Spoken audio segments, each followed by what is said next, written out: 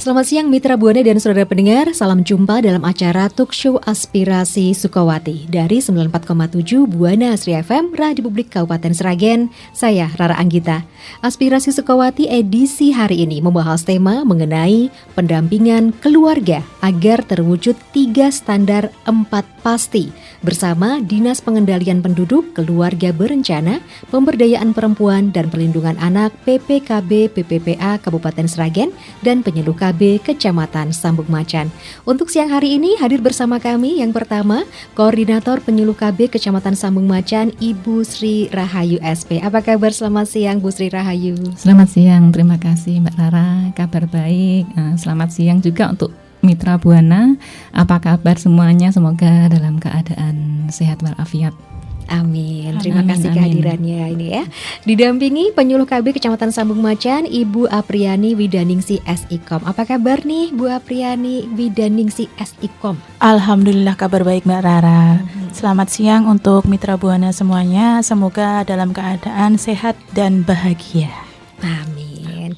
Terima kasih luar biasa siang hari ini. Kita akan membahas mengenai pendampingan keluarga agar terwujud 3 standar 4 pasti. Mitra Buana dan saudara pendengar, Anda bisa menyimak aspirasi Sukawati hari ini melalui live streaming kami di lppl.buanaasrisragen.com. Baik, ini untuk Bu Sri Rahayu dan juga Mbak Apriani nih, kita bahas untuk hari ini mengenai pendampingan keluarga agar terwujud 3 standar 4 pasti. Sebenarnya bagaimana ini nanti ya, 3 standar 4 pasti ini apa begitu? Ini ke Bu Sri Rahayu dulu nih, monggo silakan Ibu. Ya begini ya Mbak Rara ya, tahun 2024 ini merupakan tahun pamungkas terakhir gitu ya dalam pelaksanaan program percepatan penurunan angka prevalensi stunting hingga pemerintah mentargetkan adalah di angka 14%.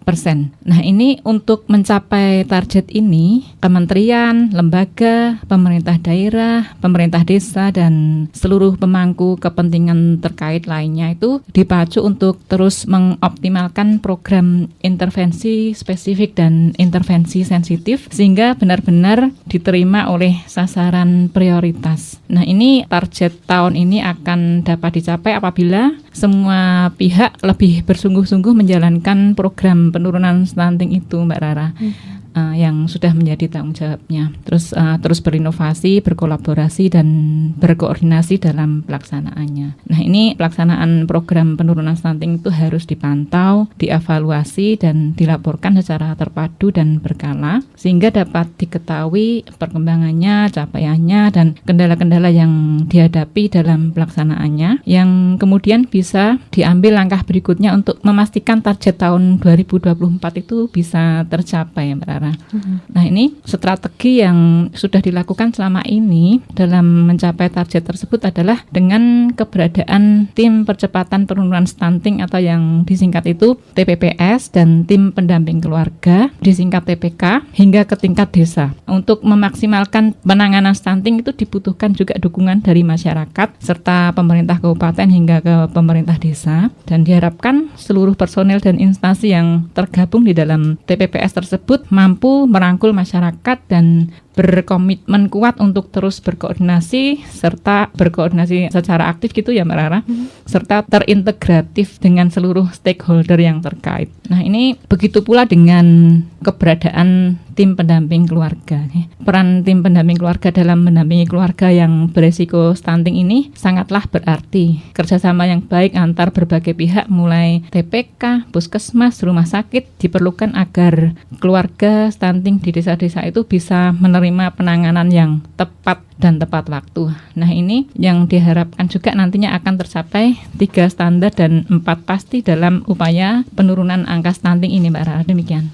Gitu ya. Jadi ini keberadaan dari TPPS sendiri atau tim percepatan penurunan stunting ini adalah salah satu strategi untuk menurunkan stunting ya Bu ya. Iya. Dan TPPS ini nih sebenarnya tuh terdiri dari siapa saja dan peranannya bagaimana ini Bu? Ya. Baik Mbak Rara, jadi seperti yang saya utarakan tadi, tim percepatan penurunan stunting yang biasa kita singkat dengan TPPS itu adalah suatu organisasi percepatan penurunan stunting yang bertugas mengkoordinasikan, mensinergikan, dan mengevaluasi penyelenggaraan percepatan penurunan stunting, Mbak Rara. Nah, ini TPPS ini ada dari tingkat provinsi, Mbak Rara, hingga ke tingkat desa. Nah, jika di tingkat kecamatan, pelaksananya terdiri dari ketua, wakil ketua, sekretaris, dan bidang-bidang yang menjalankan tugas-tugasnya. Tugas-tugasnya itu sebagai berikut ya. Yang pertama itu menyediakan data penyelenggaraan percepatan penurunan stunting di tingkat kecamatan. Terus juga menggerakkan dan pendampingan lapangan untuk percepatan penurunan stunting di tingkat kecamatan.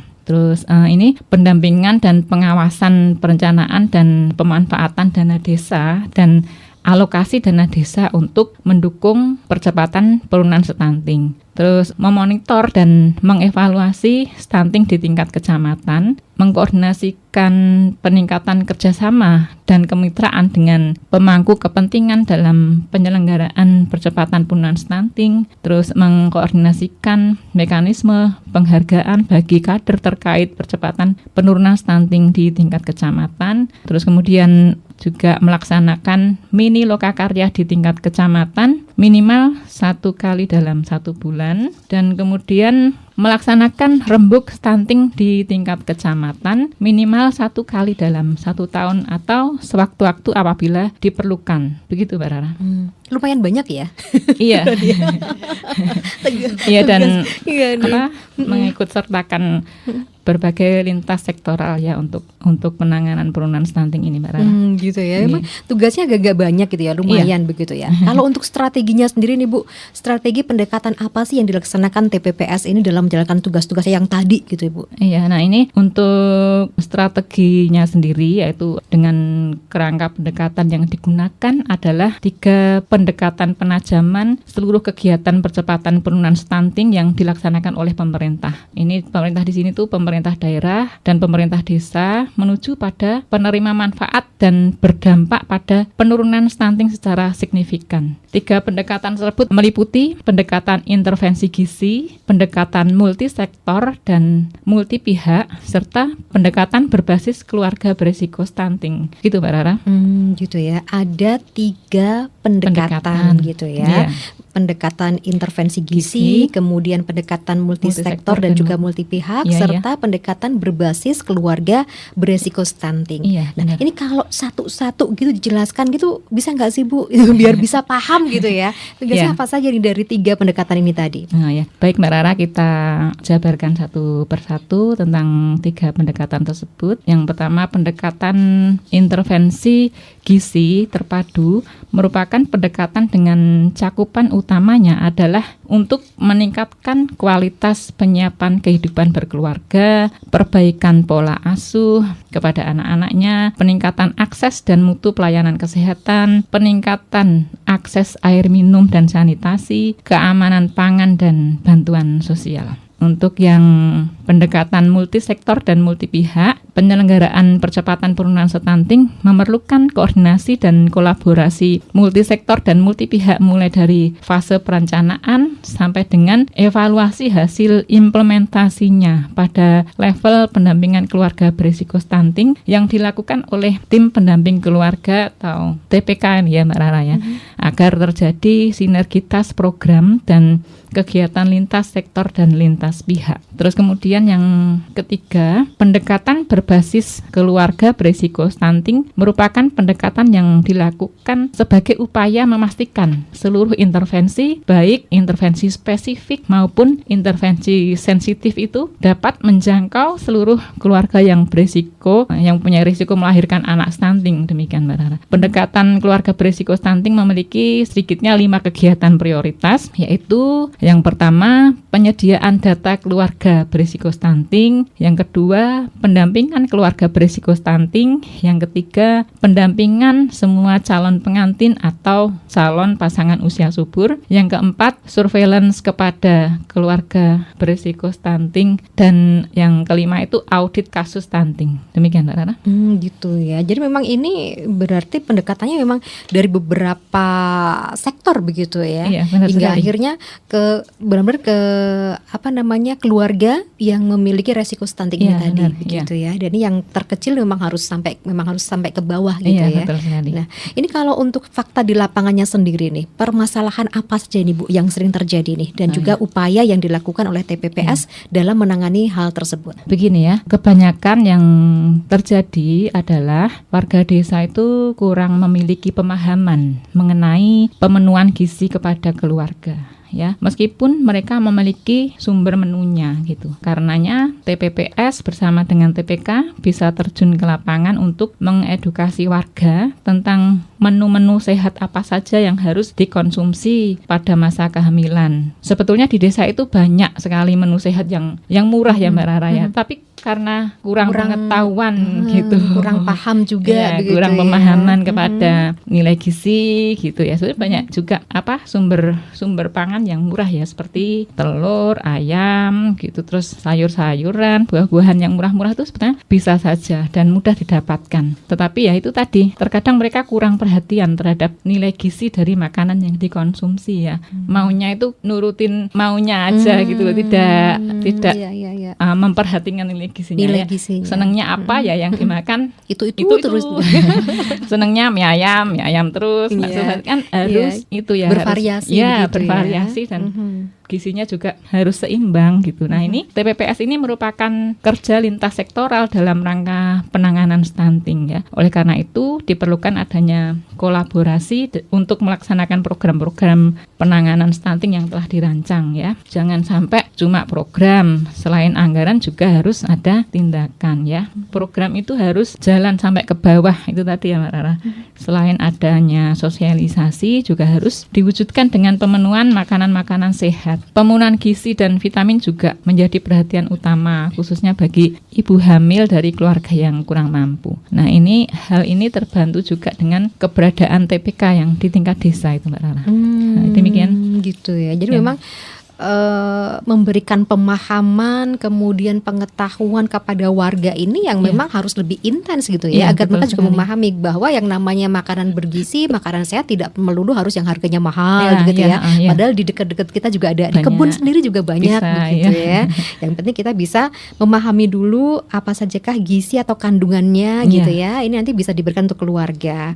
Nah, ini bisa ngambil dari tempat sendiri, dari kebun sendiri ya, tidak perlu beli sebenarnya. Kalau sekarang lagi tren itu kan dengan program isi piringku itu, jadi seperti digambarkan dalam satu piring itu harus ada berapa komposisinya, itu sudah ada di situ digambarkan. Dulu 4 sehat 5 sempurna. Betul, sekarang isi piringku. Nah ini ya, ini yang dibutuhkan adalah mau nggak sih mereka belajar, mau nggak sih mereka itu mengupdate informasi yang ada saat ini begitu ya, agar keluarganya terbebas dari stunting ya. Nah ini mesti bersama-sama, tidak bisa dari hanya petugasnya saja, hanya dari timnya saja, tapi benar-benar dari dirinya sendiri. Oh, memang aku butuh ini begitu ya. Jadi memang harus sama-sama bareng-bareng begitu ya Bu ya. Wah, ini luar biasa nih, terima kasih untuk pencerahannya Koordinator Penyuluh KB Kecamatan Sambung Macan Ibu Sri Rahayu SP. Nah, Rara pengen ke Penyuluh KB Kecamatan Sambung Macan nih, Mbak Apriani Widaningsi SIKOM. Tadi sudah dijelaskan mengenai TPPS, kemudian ada juga TPK begitu ya. Nah, ini kalau tentang TPK-nya sendiri, tapi nanti ya. Oke. Sesi selanjutnya. Oke, siap. Disimpan dulu, mungkin meramu-ramu dulu jawabannya seperti apa begitu ya. Nanti setelah ini kita akan bahas mengenai TPK-nya ini. Baik. Nah, itu tadi Mitra Buana dan saudara pendengar bahasan kita untuk sesi yang pertama ya, dari pendampingan keluarga agar terwujud 3 standar 4 pasti bersama Penyuluh KB Kecamatan Sambung Sambung Macan. Jangan sampai bergeser, tetap bersama kami di Aspirasi Sukawati bersama Dinas PPKB PPPA Kabupaten Sragen dan Penyuluh KB Kecamatan Sambung Macan. Kami akan kembali untuk Anda sesaat lagi. Anda masih menyimak talk show Aspirasi Sukawati dari 94,7 Buana Asri FM Radio Publik Kabupaten Sragen dengan tema pendampingan keluarga agar terwujud 3 standar 4 pasti bersama Dinas PPKB PPPA Kabupaten Sragen dan Penyuluh KB Kecamatan Sambung Macan. Jangan lupa mitra Buana dan pendengar, Anda bisa menyimak Aspirasi Sukawati hari ini melalui live streaming kami di lppl.buanaasrisragen.com. Baik nih Bu Sri Rayu dan juga Mbak Apriani, kita lanjutkan lagi bahasan kita untuk hari ini ya. Rara ke Penyuluh KB Kecamatan Sambung Macan, Ibu Apriani Widanisi SIKOM mengenai TPK. Nah, jadi sudah sedikit disinggung mengenai TPK. Kali ini kita mau nih tanya-tanya agar lebih paham lagi. Mohon dijelaskan sebenarnya TPK itu apa dan juga bagaimana tugasnya dalam mendukung penurunan stunting ini. Monggo silakan. Ya, baik Mbak Rara. Jadi TPK itu adalah tim pendamping keluarga yang merupakan sekelompok tenaga yang dibentuk itu terdiri dari bidan atau nakes, terus ada juga kader dari PKK dan kader KB. Nah, tugasnya itu untuk melaksanakan pendampingan meliputi penyuluhan, terus ada fasilitasi pelayanan rujukan dan fasilitasi penerimaan program bantuan sosial kepada calon pengantin atau calon pasangan usia subur, ibu hamil, ibu pasca persalinan dan tentunya untuk anak yang usia 0 sampai 9 bulan serta melakukan surveillance keluarga berisiko stunting untuk mendeteksi dini faktor-faktor risiko stunting itu sendiri. Jadi dalam berbagai kondisi itu nanti komposisi tim pendamping keluarga itu dapat disesuaikan melalui bekerja sama dengan bidan dari desa atau kelurahan, atau juga bisa juga bila tidak ada bidan bisa melibatkan perawat atau nakes lainnya. Jadi seperti itu Mbak Rara. Itu ada 3 komponen seperti itu. Gitu ya. Ya. Ada 3 trio di sini. Ya, trio. betul seperti trio AB3. Ya, ada bidan, ada kader dari PKK dan juga dari kader KB ya. Dan ini langsung ke sasaran berarti mereka terjun langsung kunjungan ya, begitu betul. ya. Gitu ya. Nah, ini kalau untuk langkah kerjanya sendiri, langkah kerja dari TPK ini dalam penurunan stunting ini bagaimana nih? Iya, jadi TPK ini dibentuk itu pasti kan ada tujuannya ya Mbak, dan ada perannya lah. Untuk langkah mereka dalam bekerja itu ada 3. Yang pertama tentunya koordinasi dengan TPPS seperti yang disinggung di depan tadi ya, bahwa TPK itu perlu berkoordinasi dengan TPPS sekaitan dengan rencana kerja, terus sumber dayanya, terus misal ada kendala yang dihadapi di desa atau di kelurahan itu apa saja, terus tentunya pelaksanaan pendampingan, jadi pendampingan langsung kepada sasaran yang dimaksud. Terus yang kedua yaitu pelaksanaan pendampingan yang meliputi penyuluhan, terus fasilitasi pelayanan rujukan bila perlu. Jadi misal ditemukan kasus dan perlu rujukan, jadi TPK itu bisa memfasilitasi gitu Mbak Rara. Dan tentunya fasilitasi penerimaan program bantuan sosial kepada sasaran prioritas percepatan penurunan stunting sesuai dengan kebutuhan mereka. Jadi bansos itu kan misalnya ada yang jambannya jelek, TPK nanti bisa memberikan rujukan atau memberikan arahan untuk agar dapat bantuan seperti itu Mbak Rara. Jadi tim pendamping keluarga itu melakukan pencatatan juga dan pelaporan hasil pendampingan itu dan pemantauan keluarga berisiko stunting sebagai bahan pertimbangan pengambilan tindakan yang dibutuhkan dalam upaya percepatan penurunan stunting di tingkat desa hingga ke kecamatan. Jadi nanti akan ada koordinasi lanjutan tentang misalnya ada kasus itu akan dilaporkan ke TPPS, begitupun nanti dicarikan solusinya seperti itu. Itulah pentingnya untuk pencatatan dan pelaporannya seperti itu Mbak Rara. Gitu ya. Jadi TPK ini bisa dikatakan mereka tuh memberikan rekomendasi bagi tim di atasnya begitu. Karena mereka kan yang terjun langsung untuk pendampingan di tingkat resiko, sasaran resikonya seperti itu. Jadi mereka juga harus memverifikasi lagi begitu ya. Ini keluarga ini bisa nggak dapat bantuan? Kalau memang belum dapat bantuan atau kalau mungkin yang sudah dapat bantuan tapi sudah bisa mandiri, bisa nanti diganti dengan teman-teman yang lain begitu. Jadi agar tepat sasaran. Nah betul begitu ya. Nah, untuk peran aktifnya sendiri nih, peran aktif dari TPK yang terutama dalam pendampingan kepada keluarga risiko stunting ini seperti apa ini? Iya, jadi untuk penurunan stunting ini TPK ini luar biasa ya Mbak. Jadi peran TPK itu seperti bisa dibilang sebagai ujung tombak, bisa juga dibilang ujung tombok. Nah, seperti itu karena memang menjadi peran TPK itu dalam mendampingi keluarga stunting itu sangat berarti kerjasama yang baik antar berbagai pihak, mulai dari TPK itu nanti kan di situ ada nakesnya, jadi nanti bisa berkoordinasi dengan Vaskes atau puskesmas rumah sakit jika itu diperlukan agar keluarga risiko stunting di Indonesia itu bisa menerima penanganan yang tepat dan lebih tepat waktu, lebih cepat gitu loh Mbak Rara. Misalnya ada kasus AA harus bagaimana itu kan karena di situ ada nakes kan harus dibagaimanakan itu kan tahu nggih. Jadi seperti itu.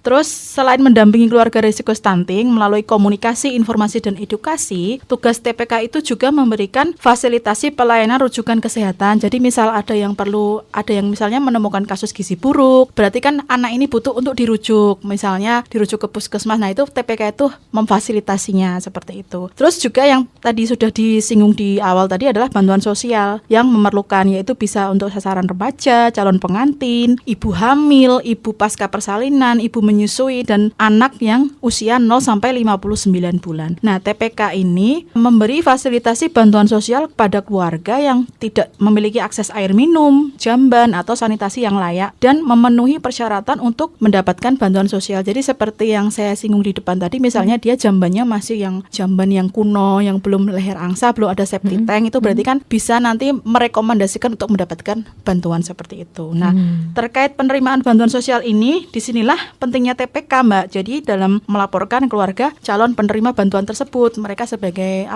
memfilter dulu otomatis nggih, kepada nanti diusulkan kepada misalnya ke kepala desa dulu atau langsung ke TPPS di tingkat kecamatan atau di tingkat lebih atasnya lagi. Nah, itu untuk dimasukkan ke dalam data terpadu kesejahteraan sosial atau DTKS. Seperti itu Mbak Rara. Gitu ya. Jadi sekaligus sebagai verifikator begitu ya di betul, lapangan ya. Karena yang terjun ke lapangan langsung adalah TPK. Nah, ini menarik ya tadi ya. Ada satu istilah baru tadi, ujung tombak dan ujung tombok. Ya. Ya seperti itu kenyataannya ya. Kader itu luar biasa memang di lapangan. Itu ya, totalitasnya luar biasa betul. ya. Sampai harus nombok-nombok juga. Tapi semangat terus deh pokoknya untuk tim TPK ini deh.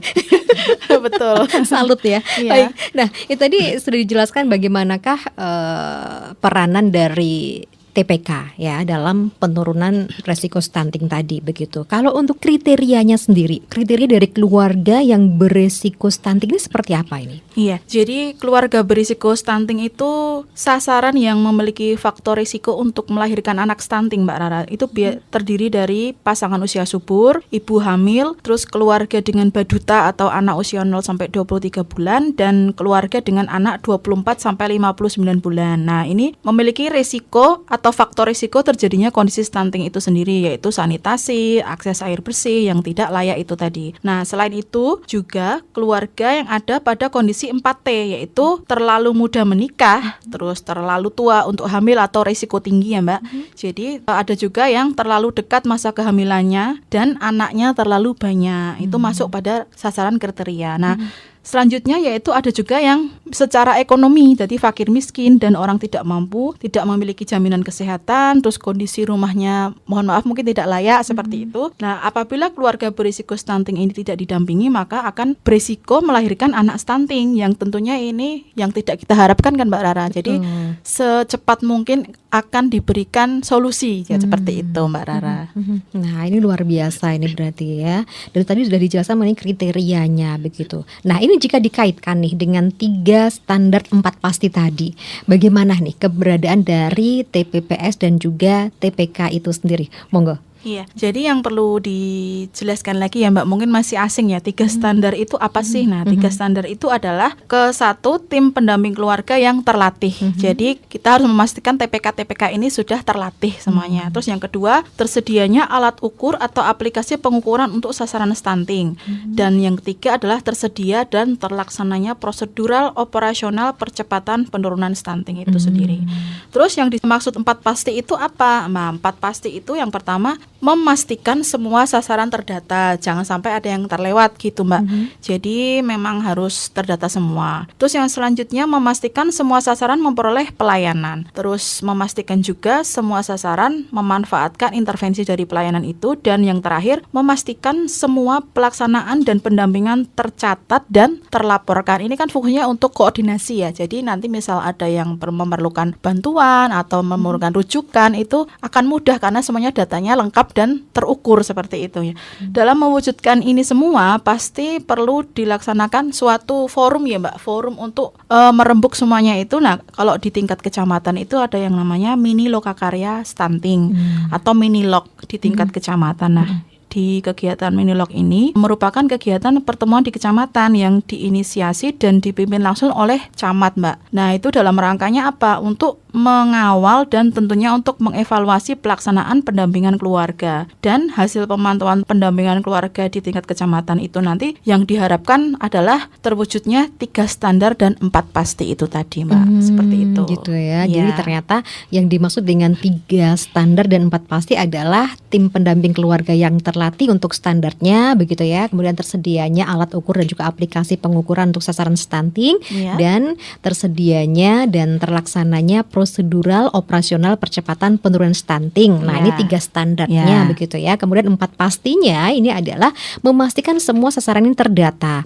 Kemudian memastikan semua sasaran memperoleh pelayanan, memastikan semua sasaran memanfaatkan intervensi dari pelayanan, serta memastikan semua pelaksanaan dan juga pendampingan tercatat dan terlaporkan. Nah, ini semuanya saling berkaitan begitu ya. Nah, betul, Mbak Rara. Dan dijelaskan juga mengenai Minilog atau mini lokakarya. Nah, ini harapannya dari kegiatan Minilog ini apa ini? Iya, jadi Minilog itu kan pasti punya tujuan ya, dan output yang diharapkan setelah kegiatan Mini Lokakarya ini tentunya laporan pelaksanaan yang 3 standar 4 pasti itu tadi Mbak Rara. Jadi verifikasi dan validasi data kasus stunting dan keluarga berisiko stunting. Dan juga ketika sudah datanya sudah ada, tentunya diperlukan untuk penyusunan daftar rencana kerja dan target yang akan dilakukan untuk menangani masalah-masalah itu tadi Mbak Rara.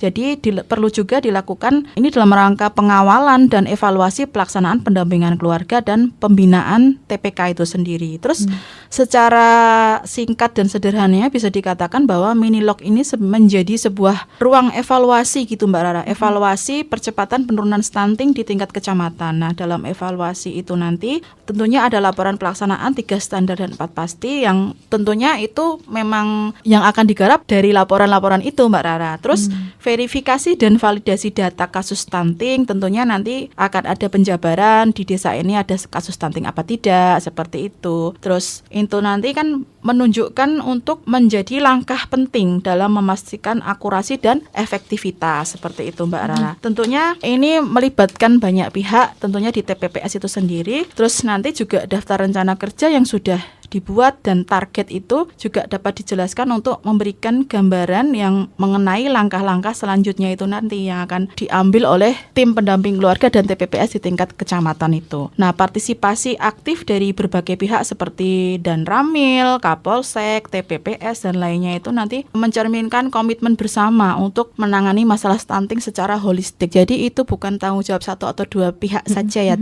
memang butuh lintas sektoral, komitmen bersama seperti itu Mbak Rara. Gitu ya. Jadi bisa dikatakan Minilog ini merupakan suatu wadah untuk menemukan jurus-jurus gitu betul. ya. Sudah ada datanya. Strategi-strategi apa saja yang bisa kita lakukan untuk menangani atau tadi menanggulangi, mengantisipasi kasus stunting yang ada. Kalau sudah ada, yuk diapain. Kalau belum ada jangan sampai terkena begitu ya. Wah, ini luar biasa ini. Aduh, wah untuk hari ini penjelasannya lumayan bisa merefresh begitu ya, agar kita bisa kembali ingat mengenai stunting ini, karena ini setiap tahun ada terus ya sampai dengan tahun ini ini nanti yang menentukan bagaimanakah nasib bangsa ke depan. Betul. Betul seperti itu.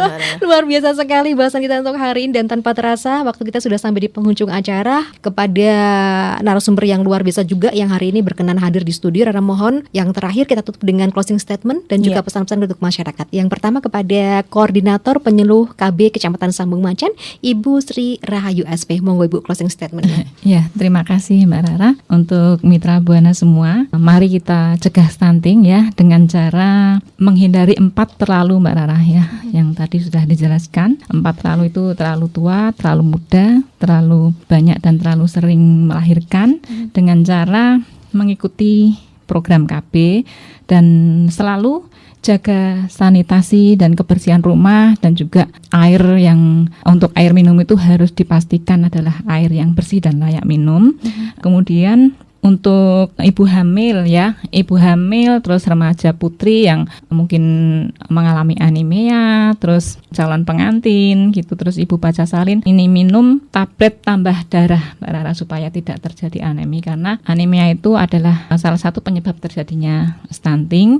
Terus untuk ibu hamil, mari ya teratur periksa kehamilan, terus cukupi makanan konsumsi protein hewani, terus datang ke posyandu setiap bulan. Terus yang kemudian berikan ASI eksklusif untuk bayi sampai umur 6 bulan tanpa diberi makanan tambahan berupa apapun. Demikian Mbak Rara, cegah stunting itu penting. Terima kasih. Luar biasa ya, cegah stunting itu penting. Terima kasih Koordinator Penyuluh KB Kecamatan Sambung Macan Ibu Sri Rahayu SP. Selanjutnya Penyuluh KB Kecamatan Sambung Macan Ibu Apriani Widaningsih SIKOM. Monggo. Iya, tadi sudah dijelaskan rincian strategi-strateginya. Nah, saya cuma pengen memberi semangat aja Mbak Rara untuk kader-kader TPK di kecamatan, di tingkat desa. Luar biasa sekali bahwa kinerja TPK selama ini untuk menurunkan prevalensi stunting di Kabupaten Sragen tentunya ya. Jadi tetap semangat, tetap bekerja dengan baik, bahwa Anda-Anda ini adalah ujung tombak masa depan bangsa ini. Intinya bahwa kita harus terus mengedukasi para remaja-remaja sebelum menikah bahwa stunting ini bukan melulu soal gizi buruk saja, tapi justru memang kita harus mengedukasi mereka untuk merubah mindset bahwa untuk menikah itu diperlukan banyak sekali persiapan, tentunya untuk persiapan kesehatan calon pengantin itu sendiri. Jadi kedepannya kita berharap tidak ada lagi kasus stunting di Kabupaten Sragen ini Mbak Rana, insya Allah semoga nggih. Ya, semangat terus pokoknya ya. Ya, betul. Pokoknya kita harus bisa mencapai target zero stunting di Ya, Sragen. betul. Wah, Amin, luar amin, biasa. amin, amin. Baik, wah ini luar biasa bahasan kita hari ini. Salam ya buat teman-teman di Sambung Macan nih, Siap, khususnya ya, untuk penyuluh siap, KB Kecamatan siap, Sambung Macan siap, yang siap. luar biasa. Luar biasa. Ujung tombak dan ujung tombok. Tapi semoga menjadi amal untuk semuanya juga ya. Amin, amin, Gitu amin, ya. amin. Nah, ini luar biasa sekali. Terima kasih kehadirannya Koordinator Penyuluh KB Kecamatan Sambung Macan Ibu Sri Rahayu SP, didampingi Penyuluh KB Kecamatan Sambung Macan Ibu Apriani Widaningsih SIKOM. Salam buat teman-teman semuanya pokoknya. Sukses terus. Siap, Terima siap, kasih, siap. Mbak Rara. Terima kasih.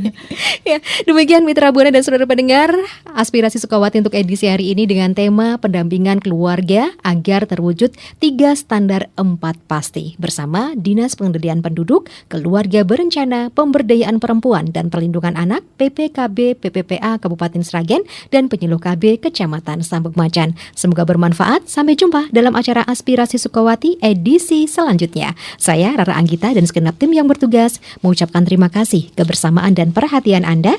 Selamat siang.